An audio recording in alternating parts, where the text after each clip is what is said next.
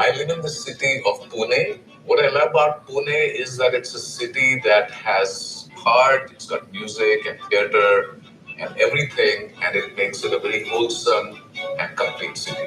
Rotterdam is the second city of the Netherlands. It's all about buildings, and in building. Las Vegas is actually an extraordinary place to live. What most people don't appreciate is that behind those images, there is a very compassionate heart. Sacramento is the capital of California. They have really promoting artists right now, and so a lot of new murals are going up, which is really making the energy of the city a lot more dynamic.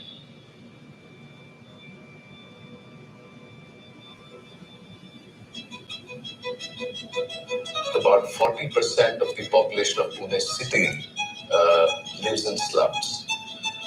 The second thing I would say is the issue of education, making education even better than what it is today. The challenge is very big, growing city is what Pune is also facing.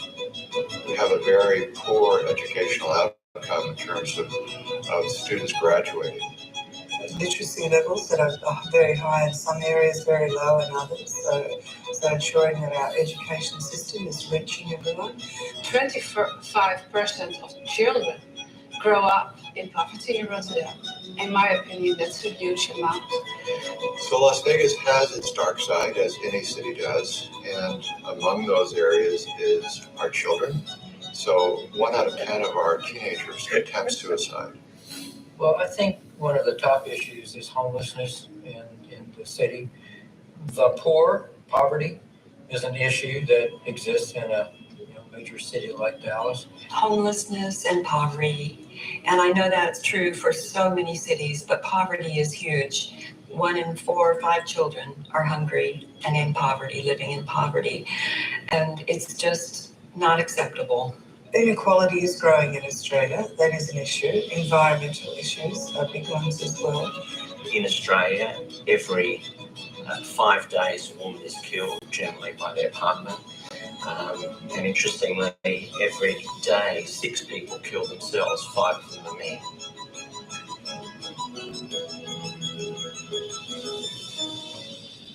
Everything the world needs is there. You have the technology, you've got the people, you've got the money, you have volunteers, you have everything. And yet, the world is not working. And I think the missing piece, the missing glue is compassion. You can draw a line from Sandy Hook to Columbine to a number of different mass shootings here in America.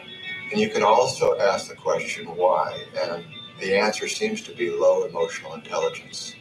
So compassion is really the curriculum for increasing emotional intelligence. If humanity wants to save the world, I think the only path to reach that is the path of compassion. I'm so convinced about that. We live in a time right now that's not very kind, but I think there's a lot of kind people out there, and we need to support and celebrate goodness and kindness. So we're just kind of changing the focus. But it has to come from here. It has to come from you. It's personal responsibility, and you will feel uncomfortable.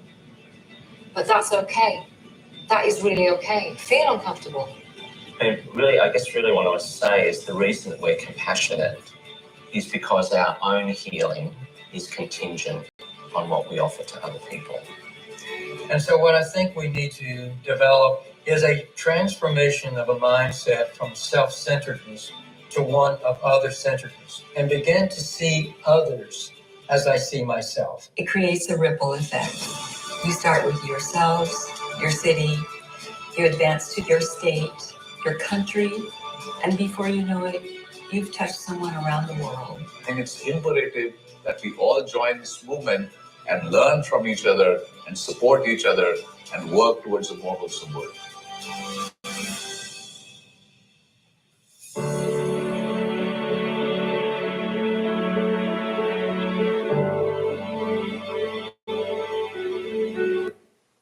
So it just gives you a little discussion of the evaluation of a 4-point plan that's all that we can tell you at the Charter for Compassion if you are feeling interested in learning more about the work of compassionate cities and you don't know where to start. I'm super glad that during this conversation we have Will from Compassion Las Vegas and then Anne from Compassion San Antonio, who are their own compassionate cities and creating their own different projects, addressing their specific issues and needs. And that is something super powerful that I feel so grateful that the Charter for Compassion provides, is sort of like the plan or like the way to start with this process. One of the things that in the video to me has impacted me a lot is the fact that it says a compassionate city is an uncomfortable city. These are cities that realize that nothing is, that it's not perfect, but there's room for growth. And sometimes applying the golden rule allows us to defeat that uncomfortable situation. A lot of times we might think that we have nothing in common with our neighbors or someone that is experiencing homelessness in our cities. When in reality, we have a lot more commonality than we think so. But the only way that we can find that out is by talking, by communicating, by getting to know each other, applying the golden rule and realizing that I can see myself in somebody else and they can see themselves in me. And so, just before I pass it on to Will and everything, I wanted to, give you the link to our organization on the chat. It's charterforcompassion.org. And last but not least, I think this is a very exciting project that we have going on with the Charter. One more share screen and that's it, I promise. We have a project called Map of Co-Creators. This is where you can put yourself in a map. This is all safe and secure with your information, but you put yourself on the map and then you show up. So this is Salt Lake City. It's a little bit far away because I live like right here, but it shows right there because of my zip code. And so you can register for this Map of Co-Creators right there, and you can put, your address, your phone. This information only shows to people that register, and then you can put things that you are. Like areas of interest. So for example, for me, since I work in marketing for the Charter for Compassion, my priority is media and communications, but then my secondary areas are spirituality, relations and peace, justice and restoration, health. And there's all these different topics that you can do about. What's cool about this map, especially for communities that don't belong to the Compassionate Cities Network yet, is that you can see that other people, if they know about the Map of Co-Creators, have put themselves in there. So for example, here I have Shelley Jensen, which I know as the same way as Susan Soleil, because we worked in a project together prior to this. And we can see, Susan's interests are religions and peace, environment, food and water. And so maybe if we move out of Utah and Salt Lake, you can see Las Vegas has a ton of people, Southern California, Sacramento, Colorado, San Antonio right there where Anne is. And so you can see that you can find people in your different communities, connect, and when you click on these people that you might not know, you can see, oh, this person's also worried or has an interest on spirituality and religion. Maybe we can collaborate and do a project together in Salt Lake City. And or we get together all these different people and we create more community. The steps are all yours. You can take a first step, but remember that the best way to do this is remembering always compassion forward and with the golden rule in mind. So with that, I pass my time to Will, and I'm happy to take questions at the end of the webinar or the meeting. Thanks so much, Felipe. So yes, next we're going to hear from Will, who's a dedicated advocate and dynamic media personality committed to unionizing healthcare while advancing equity across all intersecting sectors. As the host of Compassionate Las Vegas, the podcast, and a Healthier Tomorrow radio program, Will promotes compassion and understanding while addressing crucial health and wellness topics. He serves as the Director of Community Health Nevada at Intermountain Health, leading initiatives that prioritize equity and improve health outcomes for Southern Nevada communities. Beyond this role, he runs a successful speaking and coaching business, empowering organizations through values-based leadership. Will's leadership in organizations like Compassionate Las Vegas's Jameson Fellowship, the Global Charter for Compassion, and the Nevada Minority Health and Equity Coalition underscores his commitment to a healthier, more inclusive society. Well, thank you for that introduction. And Felipe, you are always such an inspiration. I should have brought videos and all of that, and I want to be like you when I grow up. So, well, good day, everyone. It is such a privilege to be here today with such esteemed colleagues from the Charter of Compassion and Compassionate San Antonio. As we discuss a topic that's not only timely, but I think that it's essential. And that's a compassionate approach to systemic violence. This date, and I want to acknowledge that it is 9/11, it's significant not just for America, but for the world. I reflect on the tragedy that is as fresh in my mind today as when I came down from my dorm room and saw the news on TV over 2 decades ago now. Today's conversation is certainly a fitting way to honor those that we lost and to give us tools we need to create a world where this never has to happen again. So I definitely want to just acknowledge the date that this event is taking place on. So again, my name is Will Rucker, and So Disconnected. We believe that the simple act of connection can be revolutionary, especially when it comes to addressing violence. So Felipe gave us a great overview of what systemic violence is. And I just want to add that in our context, it's not just the overt acts we see in headlines, but structural violence embedded in policies, institutions, and frankly, sometimes in our own inaction. In fact, inaction can be one of the most pervasive in our own inaction. In fact, inaction can be one of the most pervasive forms of violence. When we remain silent, indifferent, or disconnected through building trust, fostering connection, and teaching compassion as a skill. Now, when we think of violence, we often picture physical harm or aggressive acts. But systemic violence is what shows up in the structures and institutions that shape our society. It shows up in healthcare, in education, in housing, in the justice system. It's the unequal access to resources. It's the policies that perpetuate injustice and the systems that leave people behind. What we strive to do in creating spaces for building relationships as possible is to directly reduce the impact of inaction. And we do that by creating networks where people can act together and create meaningful progress. Inaction occurs when we see harm happening, but choose not to intervene. Not out of malice, but often because we simply feel powerless, disconnected, or indifferent, or we're simply unaware. Yet this inaction allows systems of violence to persist, whether it's inequitable policies, social isolation, or the widening gaps between communities. Now, our Surgeon General, Dr. Rebecca Murphy, has a fantastic book that I highly recommend, and it's entitled Together. And in that book, he mentions that loneliness and weak social connections are associated with reduction in lifespan, similar to that caused by smoking 15 cigarettes a day. I used to do tobacco cessation for the American Lung Association, and I know the impact that cigarettes have, and none of it is good. So understanding that loneliness is as impactful as smoking 15 cigarettes a day should get everyone's attention. It's a powerful reminder that disconnection can be just as harmful as physical violence. Inaction, indifference, disconnection, all of these feed systemic violence. The Surgeon General also points out that service is a form of human connection that reminds us of our value and our purpose. When we build relationships, foster trust, and engage in our communities, we take a giant step towards dismantling harmful systems. Compassion is the antidote to systemic violence, and connection is at the heart of that solution. Connection is not just a nice to have, it's absolutely necessary for building a more just and peaceful world. Connection is more than just a feeling, it's a fundamental human need. It's one of the most powerful tools we have to address violence. Compassion at Las Vegas operates with this understanding at its core.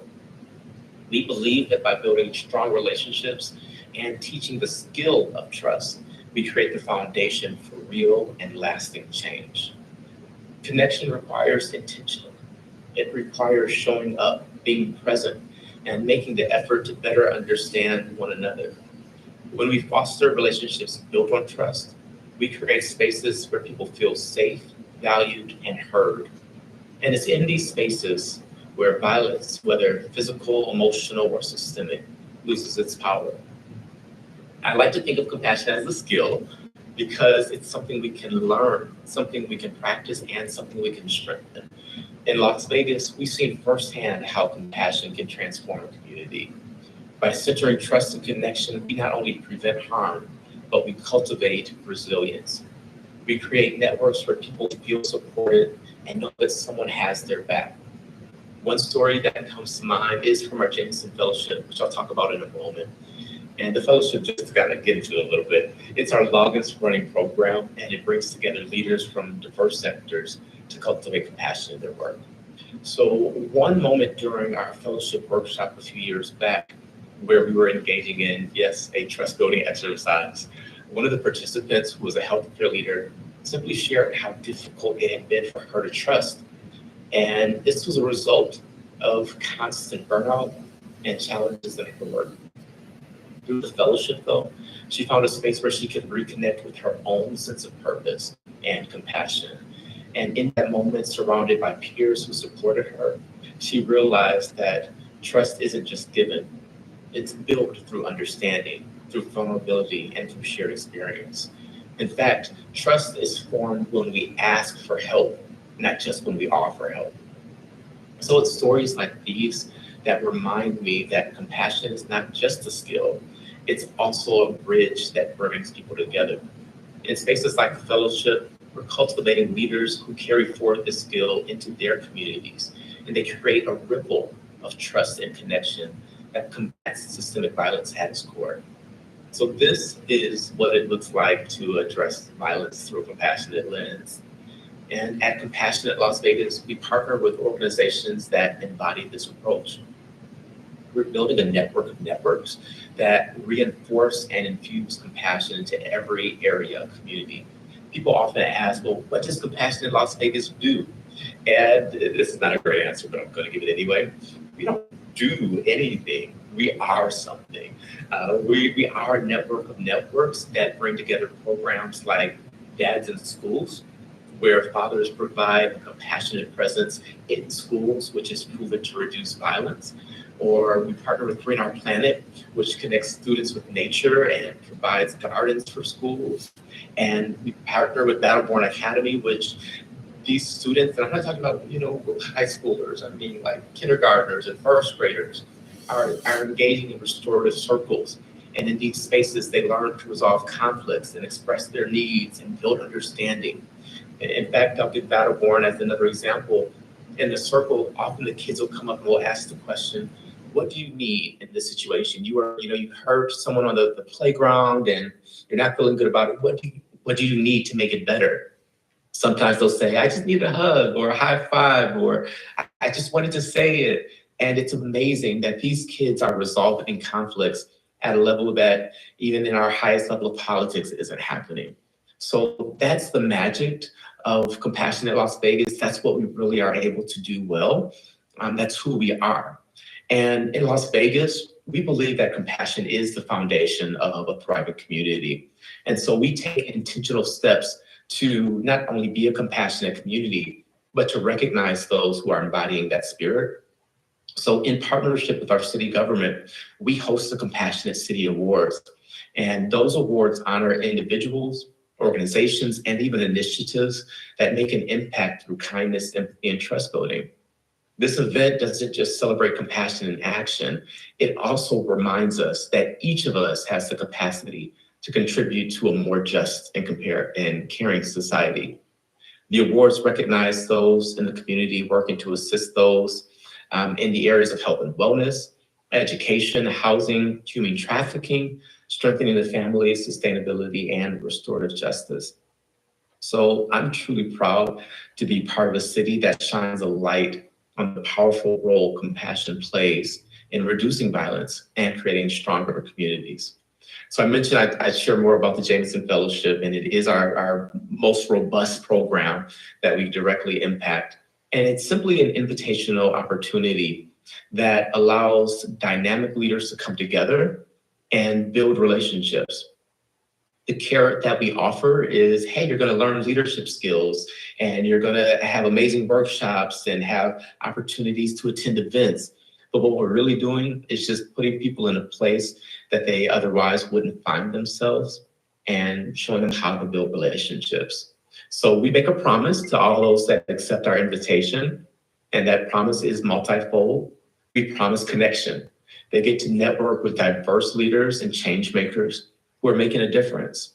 We promise skill development, and they do get access to workshops and seminars and professional skill development and things of that nature. We offer empowerment. We create a supportive community that fosters collaboration, it fosters innovation and collective action. And we promise that their impact is going to elevate.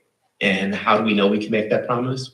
Because we know that when we come together, more happens. When we come together, that collective impact is always exponential. It's not just additive. So I'll close with saying this.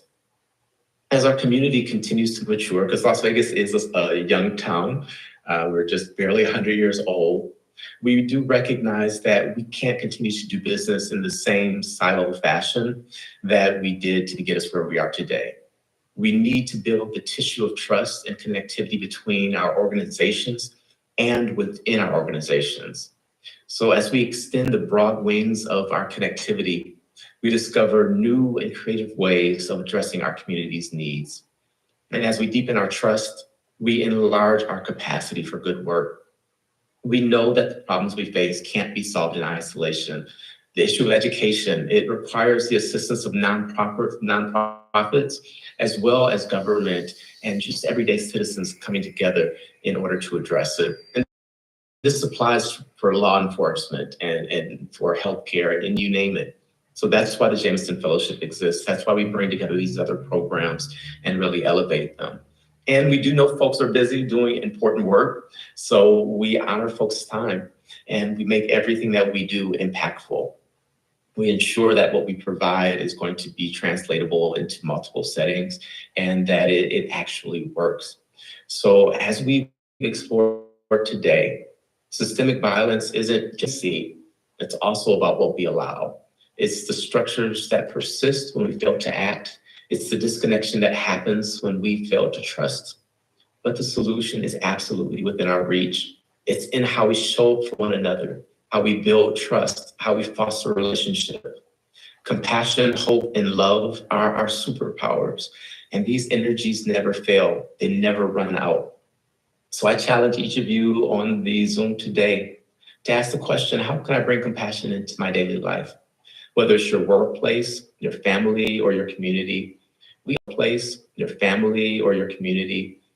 we all have the ability to make a difference. It starts with a conversation, a small gesture, or just being present. And in Las Vegas, we've seen firsthand how small actions add up. So I close every podcast with this quote, and I do invite you to tune into the podcast, visit compassion.vegas to learn more. But I close with this quote, and I'll share it with you today. You are not just a drop in the ocean. You are the entire ocean in a drop, and what you do matters. So live compassionately. So thanks so much for listening, and Eva, I'll turn it back to you. Thank you so much, Will. So finally, we will hear from Anne, who is the faith liaison for the city of San Antonio, Texas, and the civic coordinator of Compassionate San Antonio for Human Needs, and also serves on the board for the International Charter for Compassion. So Anna, I will turn it over to you. Well, I'm really busy right now. No, I'm not, but I have been in the chat. So laying out what the charter does and how that moves, and then specifically to go into a city like Las Vegas and how that moves there. And I could equally spend time talking about San Antonio and how it moves here. But I think, especially with this, the kind of the conversation that's happening in chat, I think what I'd like to do is spend just a little bit of time breaking it down so that we can kind of get our hands on it maybe a little bit more. So in other words, I think one of the key words in our conversation today is systemic. Systemic violence. If you've ever been through some compassion education, And if you haven't, I highly recommend it, and we can point you to places, right? But all of the curriculums, Stanford has it. I mean, there's a bunch of them, right? And the charter has them, and Compassionate USA. Anyway, all of the compassion education always cover 3 areas, and this is important. Self-compassion, so offering that antidote into your own life. Compassion with others, how we interact with others, and then within systems. How do we look at systems? And both of the guys have already addressed it, where violence is occurring, and how we can possibly tweak that system to more compassionate. One of the important things to remember is that everything is a system, and we're all a part of it, and we all contribute to it. Especially as Felipe said, if we do nothing, we have just contributed to the violence. I know it sounds like, what? And this isn't a philosophy class, but I have found the most difficult system for me to work on is this one. I am a system. And so I think if we start thinking more like that, we'll also start to see how compassion can be interjected into systemic violence, and how simple tweaks, in fact, I look for the simple tweak, the one simple shift that could potentially leverage entire huge systems like healthcare, what's happening in the Holy Land, what happens in our educational system or our policing systems, or we all know the systems, right? We could become very overwhelmed because of the largeness of it. But what can also happen, it can be debilitating. It can be so large that we get paralyzed and we do nothing. And so again, we're still contributing when we do nothing. And so again, we're still contributing when we do nothing. So the beauty of compassion and what we have learned recently, and when I say recently, like the last decade or so, there's a lot of major research out there in terms of compassion being a part of the human DNA itself. Man, that gives me some hope. Not just for myself, but for other people when I'm having difficulty seeing in them, right, that there's compassion there. And I remember it's in the human DNA. And compassion skills are not soft. I don't know where we ever got that feeling. I wouldn't say they're necessarily hard, but they are muscles and they are real. I like to, in San Antonio, talk about the Spurs. So when a basketball team practices, which in a professional team, that's pretty much all they do. They do more practicing than they do playing at games. And why? Because they are exercising their skills. They shoot. I still can't figure out why every free throw isn't made. I don't get it, but there's a human factor there. But they practice for the moment that when they're in the game, they don't have to think about the play or the skill.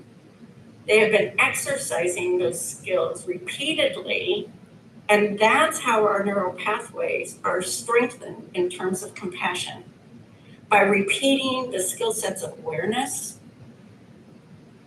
the skill set of how to have our feet firmly on the ground and that we're breathing and we stay centered. We do those things for the moments when things are intense. And so I'm going to break it down even further into a system.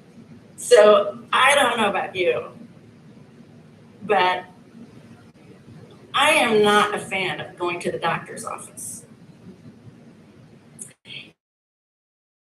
And in fact, what might actually be happening to me physically and while I'm going there, it seems to almost be secondary to me, to my feelings of how it's going to be when I go into the waiting area, and how I'm going to be treated by staff and people. And I don't know about you, but I believe time is one of our most valuable gifts in this world. And it's valuable to me.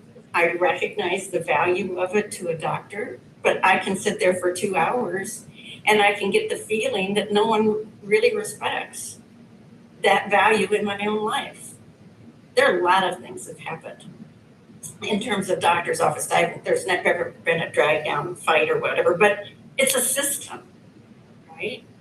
And I think it's kind of become part of that culture, that it's just okay to have people wait and have us fill out the same paperwork a gazillion times. There are all these things. Until a couple weeks ago, I went into a doctor's office. I thought I had died and gone to heaven. And I thought, if this could happen here, right? I literally put my foot over the threshold, and the woman who was immediately to my left said, "Hi, Ann," and I'd never met her before. And it went on from there. I was addressed by my name. I was told every next step. I was initially told that my appointment was going to be 3 hours, and I realized later they did that so that when I got out in 45 minutes, I was celebratory and joyful because it wasn't 3 hours, right? That's a system. And we can tweak those systems, and what we do makes a difference on what happens in the larger system. And I'm really into, and we can tweak those systems, and what we do makes a difference on what happens in the larger system. And I'm really into that. We call it in San Antonio, how we can, what do we call it? How we can leverage the system on the largest scale possible by the smallest of moves. And usually in a large system, the smallest of moves is right here. So when I go into a conversation and a solution-making session on systemic violence or unhealthy system, which violates people's lives, right? I'm always asking the question, but how can I move differently in this picture? What can I do differently? And so with that kind of education and training, there's self, there's others, and then there's systems. And so what happens on the micro will eventually ripple, as we've heard about the ripples, to the macro. And so how I move, think about another situation where you might be with people and somebody in the 3 or 4 people kind of subtly, very subtly, put someone down in the group even, or maybe somebody outside of that little group, right? And you know it, and the others know it. It's so subtle, right? So subtle. But do we say anything? That's the one thing that I could do differently in that kind of situation. And I need to practice my skills, my compassion skills, to be strong when I get to that moment and I'm ready for it, to stand for that other. In San Antonio, the other thing that we have done is a lot of what we call translating. A real simple example of translating would be the golden rule. We have translated and utilized it. We still use the term golden rule, and it's the most predominant dominator in all the world religions. It's found there. but we've translated to the ethic of reciprocity. We found that in some training and we've used it. But what we find that's so helpful with it is that when we start to engage other people in society and maybe in civic leadership, and we start talking about the golden rule in a dominant culture of separation of church and state, there can be a subtle shift in somebody's mind that this is a faith thing. And it is. And it doesn't have to be, right? But when we started to utilize ethic of reciprocity, everybody always goes, what's that? That's always the next, what's that? Well, you know, it's like, I'm going to treat other people the way I want to be treated. You've probably heard that as the golden rule. Or equally, you know, maybe we treat others the way we don't want to be treated. We don't do that either. That has helped us by leaps and bounds, that there's not this kind of block in, I don't know, it's just very subtle. But we even translate then the golden rule over and over again to neighbor as we wish to be neighbored ourselves, and to not neighbor in ways we don't wish to be neighbored. You know, to trust, to respect, to listen, to walk. I mean, you can put almost any verb in there and you can make it work. And we do a lot of that, to listen as we wish to be heard. So I'm going to stop because I see that it's 6 to the hour. And I will add one thing. We have taken the ethic so far, ethic of reciprocity, so far into our civic leadership that our mayor and entire council are trained in it. And they use the golden rule when they make policies. Every time. That's when you start to see the ripple effect, right? Or one major one. So I will quit now. It's still 6 towards the hour. Thank you, Anne. Thank you so much to all three of our presenters. So we have about 5 minutes left, so I want to open it up if anybody would like to ask a question. Basu? Thank you so much, Geneva, Felipe, Reverend Will, and it's wonderful to see the interconnection of compassion in all diversity of religions. And from Buddhism, we always reaffirm our commitment for compassion. So I wonder, what do you think we can do to help connecting the diversity of religions on this common goal that we have on compassion? Thank you.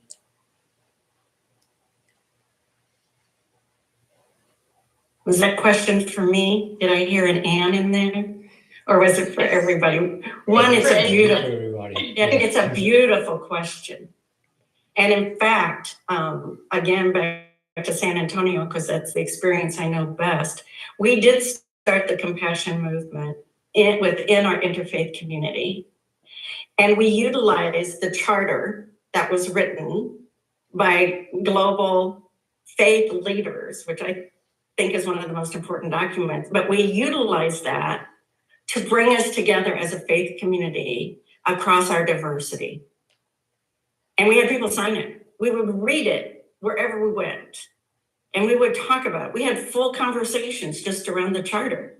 What does that mean? I'm telling you the line that every gathering I go to, that people go, what?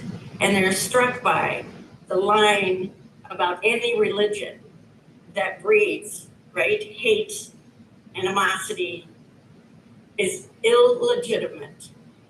I can't tell you how many people have come to me and said, finally, it's been said out loud. And that's across faith traditions, right, and religions. And so we realize our commonality in the best goal of us, right? It's really that rule, that golden rule, that ethic that has really united our faith community here.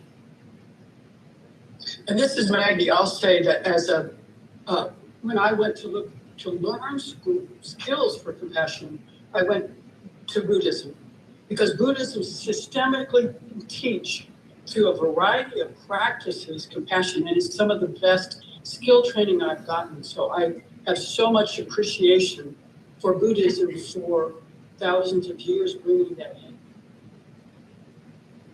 Go ahead, Baku. Thank you, and thank you, Geneva. I would also like to introduce to my friend Venerable Tridao. Yes, he have a great expertise working with the Theravada tradition in Buddhism. Hello to all of you. Thank you so much for reminding everyone here of compassion, which is something that the Buddha taught 2,567 years ago. In seeing suffering in ourselves, we see suffering in other people. Compassion arises out of deep understanding for other people, and that means we have to study them. Particularly, thank you, Anne, for bringing up the systemic issues that we have now from the bottom up and from the top down, from corporations to police departments to groups. A lot of work to be done, but what a beautiful movement, spreading the fire of compassion. And hopefully everyone can adopt the different faiths and philosophies of different religions and applying that in order to extinguish the fire of hate and injustice and discrimination and prejudice that is out there. So thank you all for contributing today. I learned so much.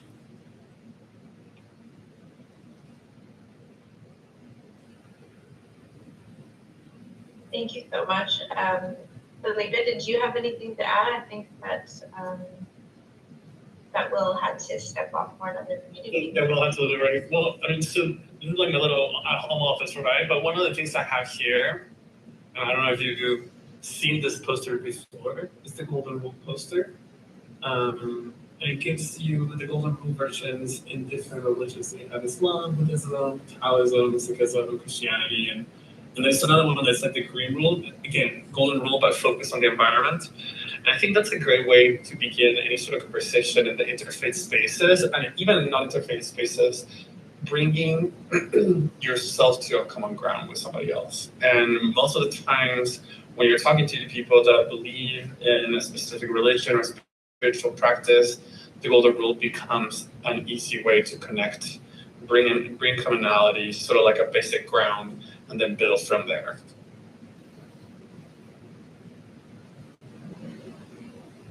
It's 11 o'clock. So we are on the hour now. Were there any final questions before we close? Feel free to raise your hand if you have a question or comment. I think in Bremen, you all have something here. There might be something in the chat regarding how to access some of the, I think that might be Compassionate Las Vegas.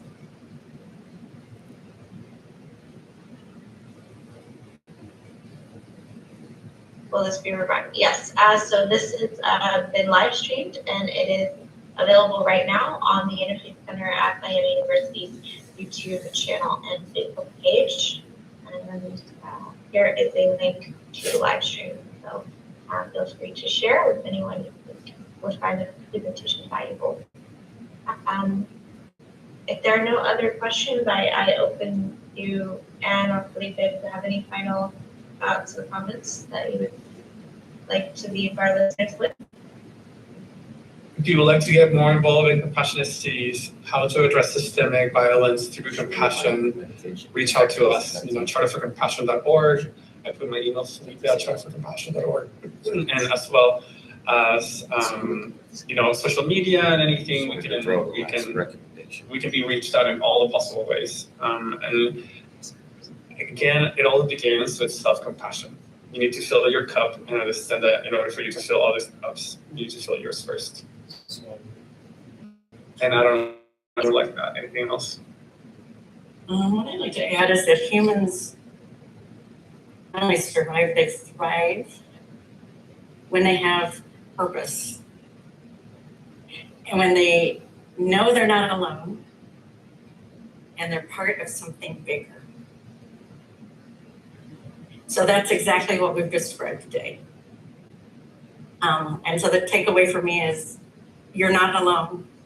I'm not alone.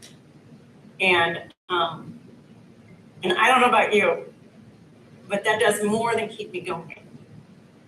It provides energy, and I think that's one of the greatest things that the Charter has done, is to help us see ourselves, and I mean right here, right now, as part of something bigger, globally, and how we can actually access that and connect and know that we indeed are leveraging the system on the largest scale possible by our own small human moves every day.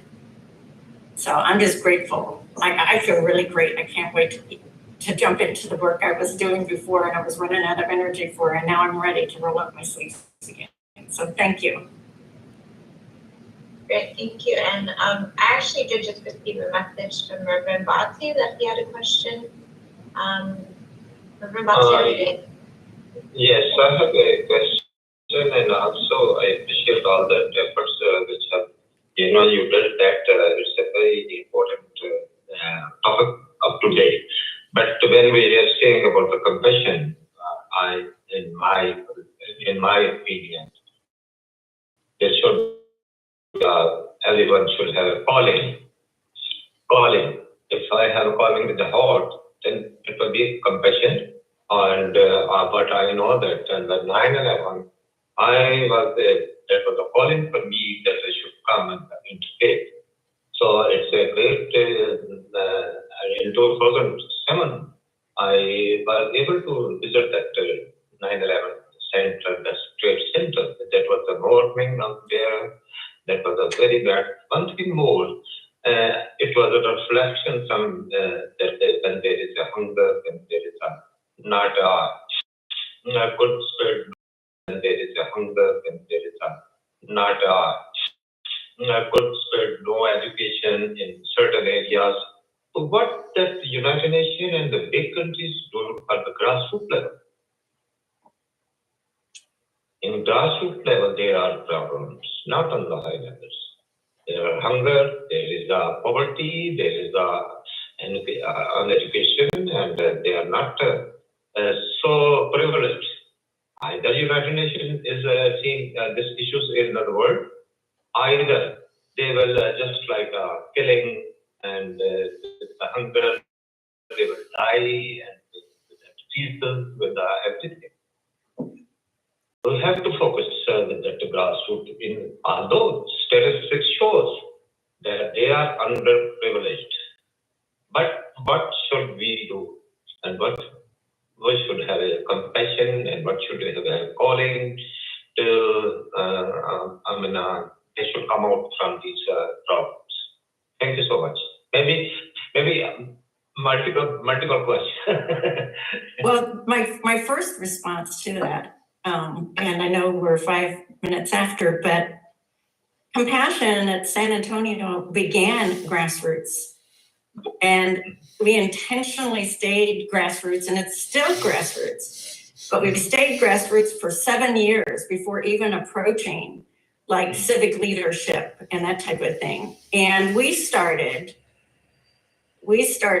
in a book read. And the book read was the 12 Steps to a Compassionate Life. It's like in 75 different languages. Wow. By Karen Armstrong. And we read it together, and it formed us into community, and it organically informed us on how to move forward without that being in the pages at all.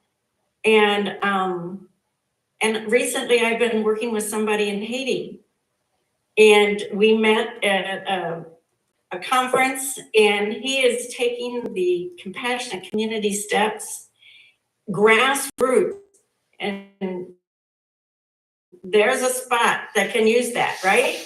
And he's working it, and he's got a team that's growing, and they're all learning compassion together. So that's just one idea. Read a book together with a couple other people and see where that leads you. And I think just to quickly add to what you're saying, Anne, all this become not just grassroots, become bigger because more people become aware of it, more people are concerned about things. And so in my opinion, I think that the purpose of a grassroots movement in general is to activate it in the local capacity to make it bigger, more of an issue that all of us can address and all of us can work on. But it begins because we are seeing it personally in our own experience, in our own communities. But then we see that just like this community, another community's probably experiences something similar, and that's where the movement gets bigger. Yes. Thank you both, and thank you for the question, Reverend Balti. I believe, Vasu, you had your hand up. Did you still have a comment? Thank you so much, Geneva. It's Verne Voltridao. Sorry, I just wanted to contribute about the meditation aspect of it. Is that, like Anne said, it's a muscle, and rarely can a human cognitively understand and quickly put compassion into practice without the clinical benefits of meditation, which is loving kindness, metta meditation. I grew up a very angry, volatile young man. A monk is one who finds his fault and start fixing them. That's renunciation for monks. That's what I have been doing. And so I have found meditation to be extremely effective as a young angry man. At age 14, I started practicing meditation. So 23 years later, here I am. And, you got to win the battle against oneself in order to inspire other people out there in the world. It starts with you. Thank you for having me again. I'm right there with you. It's one of the muscles.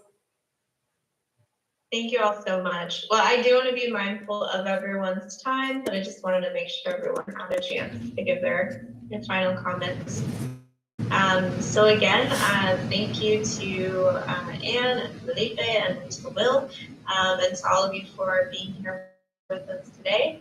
And I will be happy to send out any resources that all of you have from the Charter for Compassion and the different work that you're doing to everyone who registered for the program today. So along with the recording, so look for a follow-up email from me as well.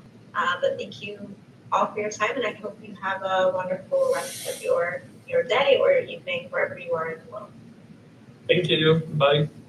Thank you, Geneva, for putting this together. Thanks for Appreciate being you. here. What a beautiful webinar. That was beautiful. It's very beautiful. That reminds me, compassion, so superpower to cultivate. Yeah. I think we lapse that. I lapse that from time to time too, admittedly, in the most honest sense. Sometimes I lack compassion for myself and for others.